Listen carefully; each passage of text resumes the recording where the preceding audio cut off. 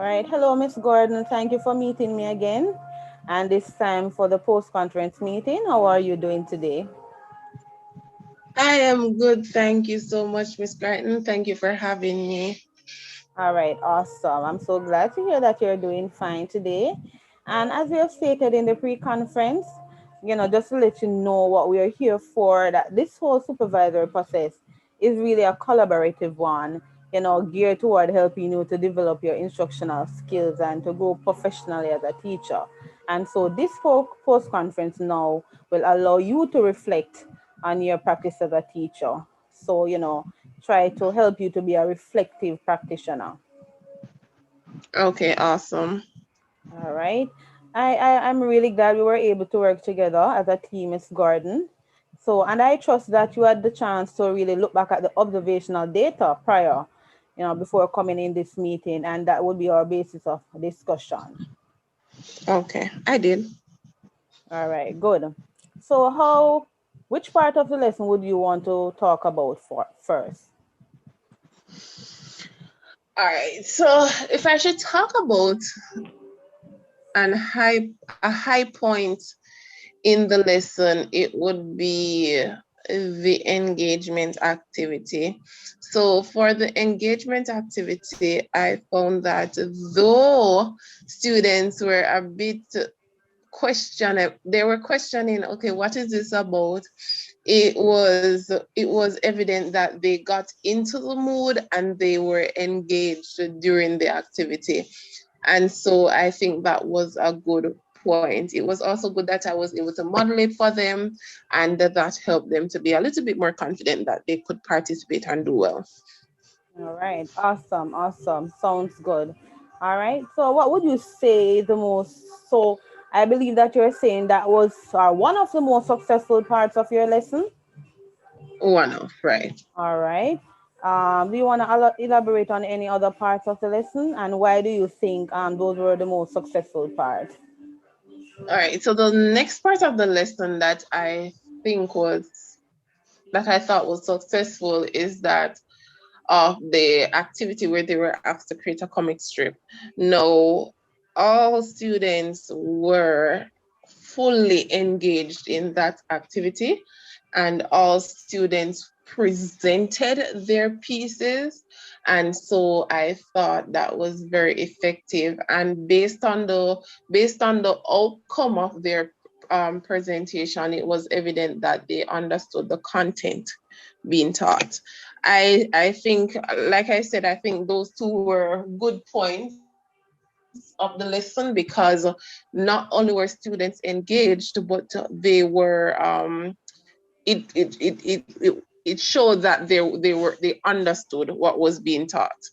All right, The objectives awesome. were met. All right, awesome, Miss Gordon. And then I did enjoy that part of your class as part of my observation. And I noticed that a pattern that I've noticed that students were, engaged twice in activities. Describe that instructional strategy, why it was used, and how effective and relevant was it in achieving the learning objectives. The activities that were used. Yes. All right. So the first activity that was used, one of the um I realized that for that particular class, they are competitors. They're very competitive, and I thought that if it is that I have a session or an activity that allows them to even though the competition wasn't about win or lose or draw, it was really about participating. If you allow them to feel as if, okay, I need to win, then you will find that they are willing to participate. Even some of the quieter ones, Mhm. they are very competitive. And so you might not hear them all the time during the class, but when they're asked to compete, they will come out of their not well, I don't call it shell, but they will start speaking out because they feel like Mhm. we're reaching them. The comic strip, no, I thought that would have been an effective one because students, we were discussing different careers some time ago, and I remember a student mentioned an artist, and they decided that, oh, I can't draw. Many persons were saying that they can't draw. And I thought it would be good to have persons share their joy, and it will make the class a little more fun, a little lighter. Mhm. And that was done as well. All right, excellent, Ms. Gordon. So you're saying the students' response to this was positive. They were excited about the activity. Exactly. All right, awesome. All right, very good, Ms. Gordon. I've also noticed some patterns in your instruction. Let's talk about them. Upon listening to your recorded lesson, I've noticed a pattern in your interaction style with the students throughout the lesson. Tell me about that. All right. So, as it relates to how I interact with the students during the lesson, I believe that the classroom should be student centered. We're moving away from the teacher um, being in full control of the lesson. And so the lesson was throughout the lesson it was interactive. There were a lot of question and answers. Students were able to give their opinion. Students were able to participate in activities. So throughout the lesson they were being engaged because again we're moving away from the teacher centered classroom and focusing more on the students being more active in the learning process. All right, awesome, great. And I did realize and observe that interaction in your classroom as well. There's another pattern that I thought that is important to highlight that I realized in the lesson was the way in which you commend the students, offering positive reinforcement. Can you tell me about how that was brought about? Well, the natural nature of human being is to do better or to be motivated when we are rewarded or when we are encouraged. And so the reinforcement technique was, I think it is very, what should I say? It's I positive. choose to use that. I choose to use that technique in my class because it gives students a positive feedback. So telling them thank you and very good and excellent, I find that students feel more encouraged when they get some positive reinforcement. So that type of reinforcement, it is very it is chosen. I don't just do it. Yeah. All right, awesome. And I did realize that upon reviewing your lesson, I see a lot of thank you, excellent, good job. All right, but is there anything else that you could have probably add to that reinforcement, the praise that you give to the students? Mhm. Adding to the reinforcement, I don't necessarily think so because that strategy has been working as is. I'm not sure if you have any insights that could make it better. Do you? All right. Thank you for asking that question. So when I looked at the pattern, as I said, I realized a lot of very good, thank you, excellent throughout the lesson. But what I could also recommend is to make it more specific. So instead of just saying a general thank you, very good, excellent, good job, you could call the student by their name. For example, very good, Abby, for remembering the definition of onomatopoeia or the meaning, or thank you very much, Jonathan, for giving us those examples. How does that sound? That sounds very interesting because I'm thinking that if they can be highlighted for what this particular deal, then it would be more effective. So yeah, I think that works. I'm definitely going to try that in class. All right, awesome. All right. Tell me about, let's go in any teaching and learning, questioning is a big part of it. How we structure our questions, how we ask different questions. I've noticed some pattern in that type of strategy. Tell me about your questioning technique. So absolutely, questioning our students or learners is very important. It is an essential part of the learning process. It allows them to explore, and you're also given the opportunity to see where they fall short. Um, there are different levels of question, different types of questions, from the lowest level to the more advanced level. So we have lower order questioning that I tend to incorporate. For example, this in order to meet the objectives, you have to ask questions. For example, what is onomatopoeia? You want to make sure that these students know the definition of onomatopoeia. So that was one of the lower order questions, because you're basically getting them to remember what was taught before or what was mentioned before.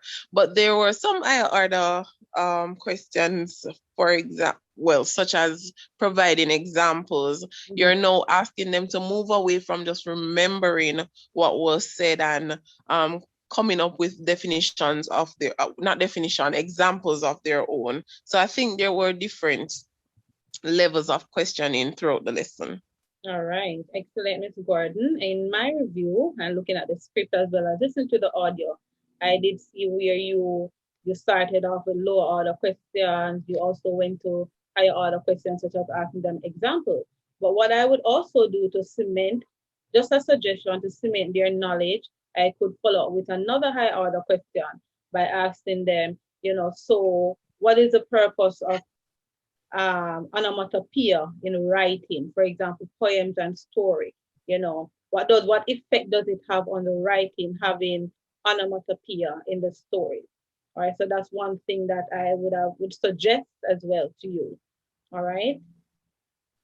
Okay. All right, awesome. All right. And in terms of feedback, I also noticed where throughout the lesson you gave feedback to the students. So after they actually state what they know, you give them feedback. Um, why do you offer feedback? Why do you choose that strategy? I think everyone wants to know when they're right and when they're wrong. And if they're wrong, they want to know why it is that they were wrong, where it is that they fall short. So you're not merely trying to get information from the student, but you want to make sure that they understand the information that they're given, because in a time where they have access to Google at the click of a button, you don't want them to just be giving information based on the internet or whatever access they have.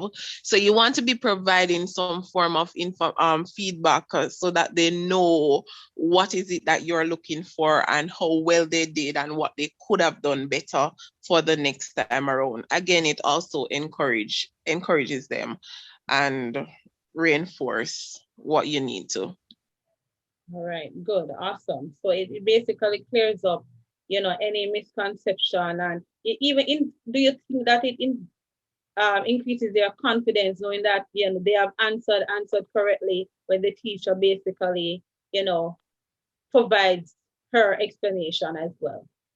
Absolutely, absolutely. So, like you said, it clears up misconception, it provides clarification, and it definitely boosts confidence. Because if you notice that the students who tend to start offering answers in the beginning of the class, once they start getting those right and you provide positive feedback, it is most likely that they are going to continue participating throughout the class. You may even have to be the one to ask them to give someone else a chance. So it definitely boosts confidence and encourages them.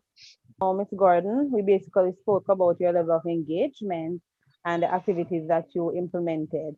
However, in our pre-conference, we were looking at some other aspects of you know, teaching and learning environment. We are looking at, things like professionalism. So I'm going to present my teacher observation sheet so we can just look at some of the, you know, criteria that was there to see how best you were able to bring them out. All right, so let us look at professionalism. How would you describe your approach to the classroom?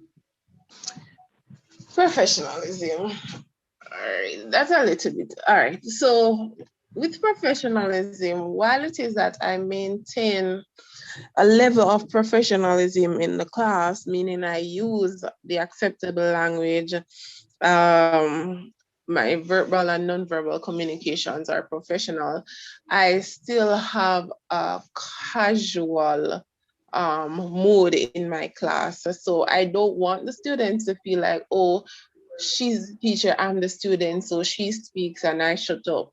So I want them to feel a little bit more comfortable, a little bit more relaxed. So I tend to have a relaxed environment in my class, but the children still know that okay, it's a teacher student relationship that we have. It is a teaching learning environment that we're in. So professionalism, but we tend to have a casual one. All right, awesome. And I did notice at the beginning of your class, you had such a good rapport with them. And, it made me smile and say, all right, these children, are in a comfortable environment. And that was very, very, very commendable. All right. Thank you. All right.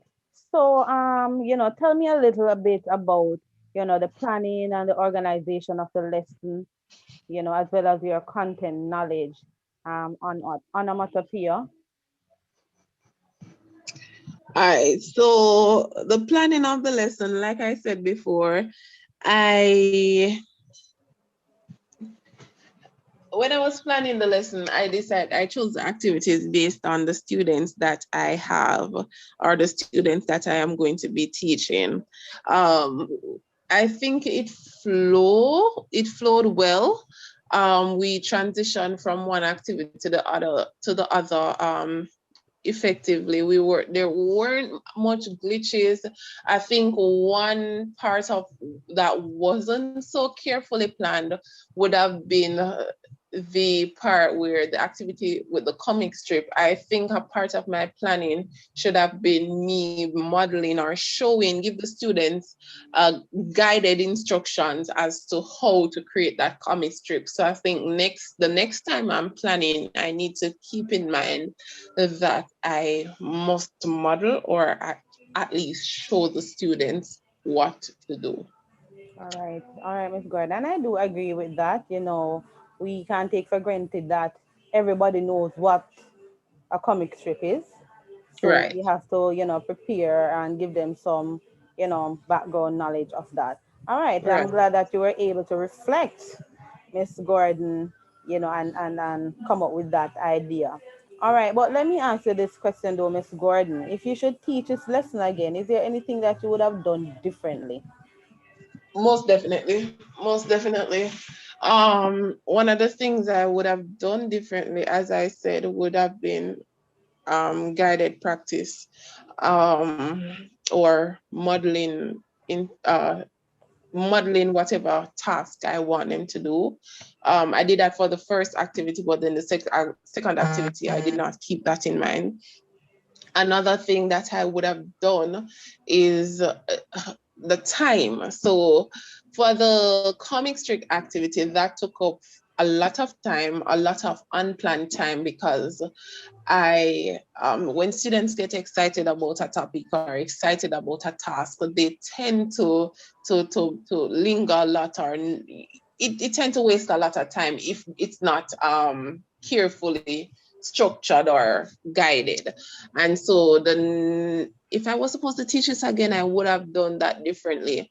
Also, there was a part of the lesson where we were kind of refreshing our memories of a poem that was done Mm-hmm. the prior class, and I thought it would have been more effective or helpful if I had presented my screen Mm-hmm. so the students, for those who did not remember or for those who were not there, those Yes. who had never seen the poem before, so that would have been helpful, that even though it was taught before, it we were revising it, so it should have been on the screen. I think that's one of the things that I would have done differently. All right, good.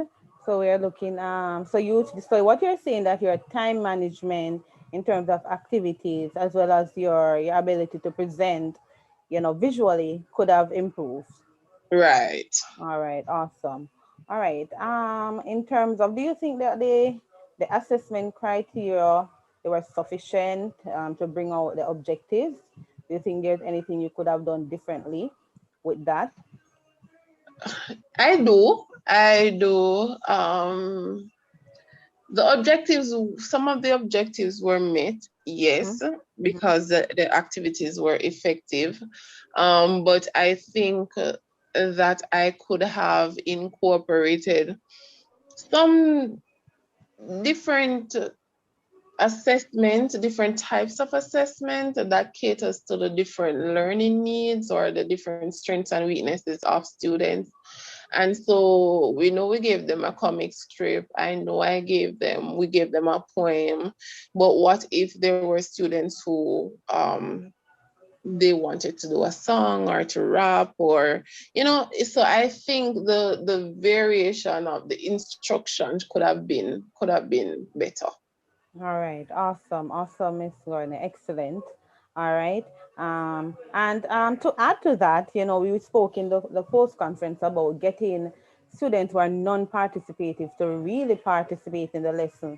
You had some really really good activities where I observed that all of your children participated in those activities, but you can also, diversify the strategies by assigning them tasks, to do. For example, persons are assigned to read each classroom session. You ask them to research unfamiliar words. What do you think about that?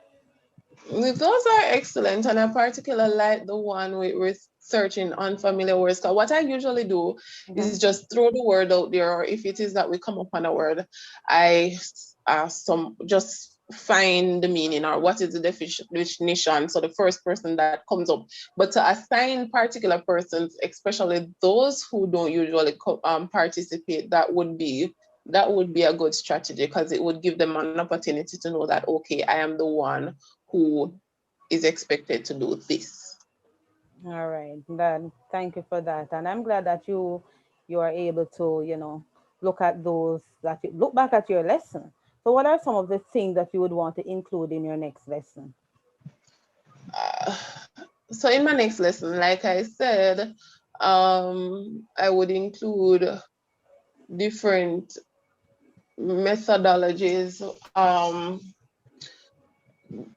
different activities, different instructional material to cater to the different learning styles and the different needs in the classroom. Mm-hmm. I think one of the things that was missing thinking about it now would have been in the beginning of the class, I did not share the objectives. So the students really didn't know what it is that they were going to be doing throughout the class. So me mentioning that the time could have been structured well. I think if it is that student know that, okay, we have this to do and we have that to do and we have this much time left, it will help them or give them an idea that, okay, we need to get this done quickly so we can move to the next thing. So I think it will, in my next lesson, I will be sure Mm-hmm. to to list the objectives, state the objectives so students know what it is that they're looking forward to. The assessment tool need to be broader, catering to different needs. So those are the two things that I really think I should look at in the next lesson. All right. Awesome, awesome, awesome, Miss Gordon. So, I will be looking forward to that. So, Miss Gordon, when do you think is an appropriate time, right? You could set up another observation session. Um, is it that you would want to come to the same class, or it doesn't matter which class you It could be a visit? different class, and Um, to see how those alternatives and objective will be implemented. all right. So I could invite you to my grade 9 class on Thursday as well, but it would be Thursday at 1:40. Okay. All right. Good. All right. That sounds good. Based on my schedule, I think I'll be able to meet that time as well. All right. Miss Gordon, is there any other questions, any other queries that you would like to make before we go? No, no. Just a question though. For the next visit, is it that we are going to go through the process of um you what you visiting the class, and then we have a conference after to see if I have improved on the areas which I mentioned, or what is it that we're going to be doing for that one. All right, excellent question, Miss Gordon. So yes, based on some of the things that were not achieved in my in your first observation, when I visit for the next class, I'll be looking to see how much you improve, and then we're gonna have a meeting after to see how much they were implemented. All right, all right. All right, good. Excellent. Sounds like a plan. I'm looking forward to seeing you and seeing these strategies implemented. Thank you so much, Miss Gordon, for You're your most time. welcome. All right, and we will meet again. All right, Miss Crichton. Thank you so much for having me. You're welcome.